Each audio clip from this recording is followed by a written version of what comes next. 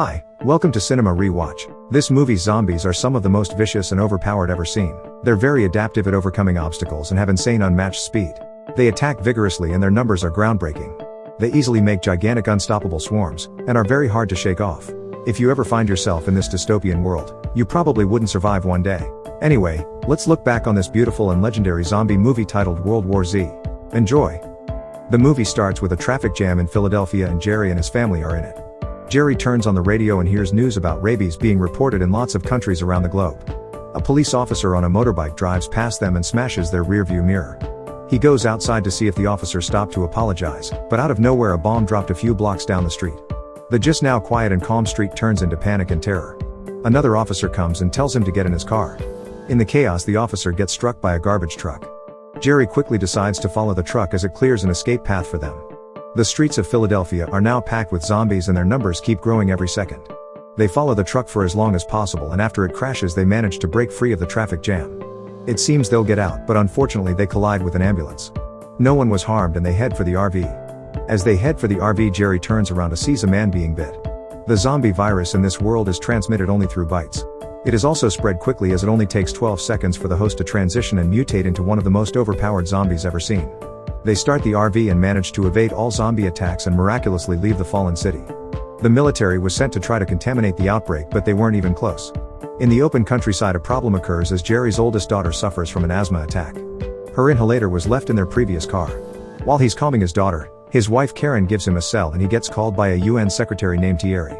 We learn that Thierry is Jerry's former boss and that Jerry was a UN investigator working in the toughest conditions. Over the phone, Thierry tells him he needs men like him and says that he'll send an extraction helicopter. His younger daughter finds a sniper rifle in the RV cabinet. They drive to the agreed extraction point in New Jersey, but they decide to stop by a local mall. Inside the mall is a mob. Jerry sets to find medicine for his daughter. His wife collects other necessary supplies. At the pharmacy section, a kind man gives them the meds they need. Jerry hears Karen screaming and sees two men trying to assault her. He gets in a shootout and kills one of the attackers. A police officer comes in and Jerry thinks he's coming for him. The officer just ignores him and gets what he needs. They leave the mall and see their RV gone. They decide to go to the apartment buildings. He calls Thierry telling him they got stuck and that they'll be waiting for them on the roof of one of the buildings. He tells him they have flares. Thierry says they need to wait until sunrise as that's the earliest the helicopter can arrive. They kill all zombies following them and proceed to enter the building. Inside are more zombies, but Jerry kills and blocks them all. They find people who are still inside the building and go inside their home. Jerry finally takes a breather in their apartment. The family is of Mexican nationality and they communicate through their son Thomas. They feed and aid them. After some rest they wake up and prepare to reach the roof. Jerry says that help is coming and offers them a chance to come with them, but they refuse. Jerry makes weapons and gears up. They thank the good people and head for the roof. Moments after leaving, a zombie starts pounding at the apartment door. They reach the stair doors and zombies show up. Jerry kills one and as the zombies are heavily drawn to sound a lot start coming at them. Jerry fights them as his family runs to the roof. One zombie almost gets him but Thomas shoots it. Karen throws a flare and the rescue chopper comes. Jerry runs to the roof and stands on the edge. He starts counting to 12 because the zombie he fought spits some blood on him and he thinks he's infected. He decides to jump if he starts to turn. Thankfully he didn't and he runs to block the door, stalling for his family to enter the chopper. When they do, he runs for it and behind him we see Thomas's father as a zombie. They depart in the chopper successfully. The family is flown to a US battleship where they finally unite with Thierry. They are given their own room and all essential supplies. Thierry then leads Jerry to the war room and tells him he'll be sent on a mission protecting and guiding Dr. Fassbach, a virologist who believes he can find a vaccine. He instantly refuses, saying he has a family here.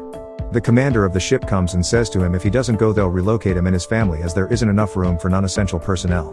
The commander says he's the perfect guy to guide Fassbach because he served in many wars and fields such as the Liberian Civil War, his war crimes investigations and Sri Lanka in '07.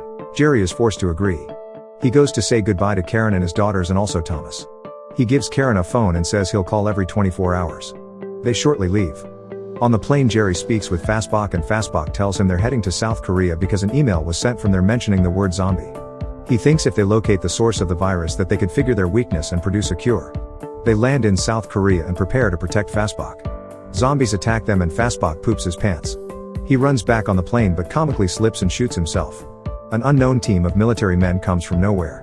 They decide to follow them to their hideout. Jerry asks about an email mentioning the word zombie and the captain says he's lucky.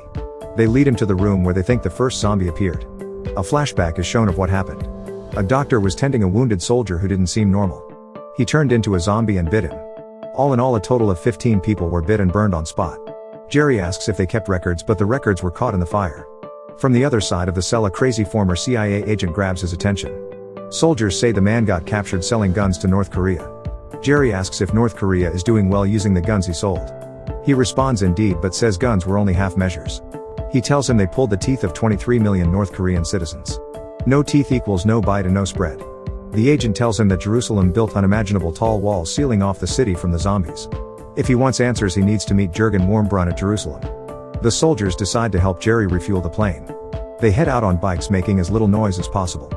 Bad timing happens as Karen calls him and the phone call noise attracts the zombies. The coordinated team fuels the plane and kills all charging zombies. In the action, the captain gets bit and deals with it. They detach the fuel line and only the pilot and Jerry manage to depart. As they fly to Jerusalem, a nuclear bomb is dropped and that disables communications with Karen. They land at Jerusalem airport and he tells the pilot he'll be back before dark. He drives to meet Jurgen Warmbrunn. He asks him how Israel knew about zombies before anyone else. Jurgen tells him they intercepted a message from an Indian general that also mentioned the word zombie. Jurgen shows him the holy wall. Jerry sees they're letting people in and Jurgen replies, "Every human being we save is one less zombie to fight." Outside the wall we see zombies trying to get inside. Protesters then start singing and celebrating, which lures zombies to one spot. The undead form a mountain and after seconds they start jumping inside the wall. The Israelis start fighting. Running and terror starts again. Zombies quickly kill all forces and proceed to infect others. While running for his life, Jerry turns around and sees an older gentleman being ignored and passed by all zombies. He also observes the same with a bald boy. The zombies have now overflooded the city and there's no way to stop them. Jurgen ordered a protection team for Jerry to get him out of here. Once again a helicopter was sent for him. A swarm of zombies attacks them. One of the soldiers gets bit and Jerry instantly cuts her arm and bandages her. He counts to 12 waiting to see if she'll turn. She doesn't. The chopper is waiting for them outside. Zombies come behind the chopper and once again form an alive structure that eventually leads to the chopper's destruction. Jerry's pilot is granted permission to leave as he was informed that Jerry's chopper was destroyed. The team runs to the airport and they see the plane fly away. Jerry spots another plane and they run to it. They force the pilots to stop it and are let inside. On the plane they look through the windows and we see Jerusalem fall. Zombies overflooded it within minutes. Jerry then properly heals her cut off arm and when he's done he gets a flashback of the old man and the bald boy he had seen. He starts thinking why the zombies didn't attack them. He calls Karen and tells her she gives him Thierry instantly. Jerry needs to land at the nearest medical research facility because he thinks he figured it out.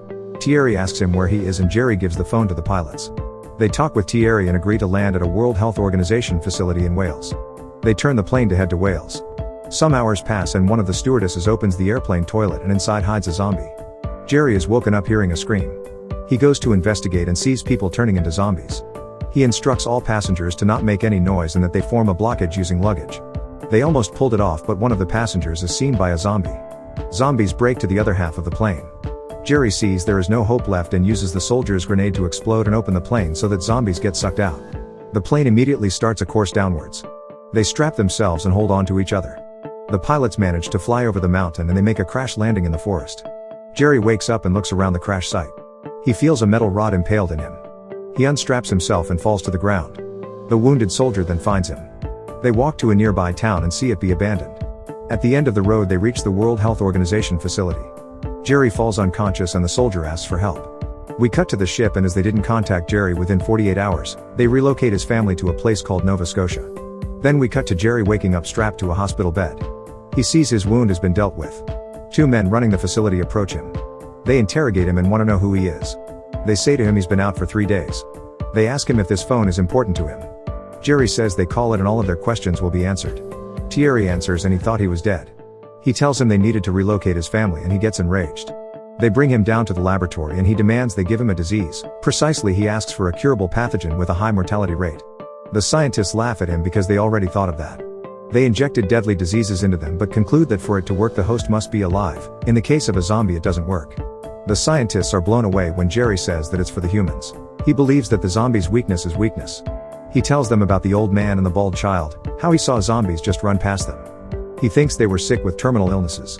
It worked like camouflage, he says. They have what Jerry demands, but there's a problem. All of the diseases are stored in B-Wing, which is overtaken by 80 zombies. The samples are in Vault 139. They gear up using cardboard boxes and prepare to head into B-Wing. Jerry the soldier and the head scientist take on the mission. They go through the cafeteria unnoticed. The others watch them through surveillance cameras. They enter the lab section and quietly sneak past all zombies. They reach the vault section and Jerry has to leave his axe to hold the door. They go downstairs and are seen by a zombie. The soldier shoots it and the noise summons others. The team runs for their lives. Jerry decides to lead them away. He maneuvers skillfully and kills one. Another one attacks him and he smashes its head. Soldier and the scientist reach the vault, but it's full of zombies. They run back to the safe zone. The others open the door in time and they escape. Jerry's path is now clear and he reaches Vault 139. He goes inside and sees what he needs to obtain. He gets a phone call and he gets the room code. Inside he finds a box and puts all samples inside. When he decides to go back, a zombie stands at the door. He finds a needle and randomly picks out a disease. He writes a message to the others. He then injects himself. He mans up and opens the door. To everyone's surprise, the zombie ignores him and he walks right out. He carries the box and distracts zombies blocking his path. He escapes too and by doing so saves the planet. They all inject themselves with curable diseases and leave the facility. Jerry is reunited with his family. The world is starting to recover thanks to Jerry's discovery. The World Health Organization mass-produced a cure that acts like camouflage and it is shipped and delivered all around Earth.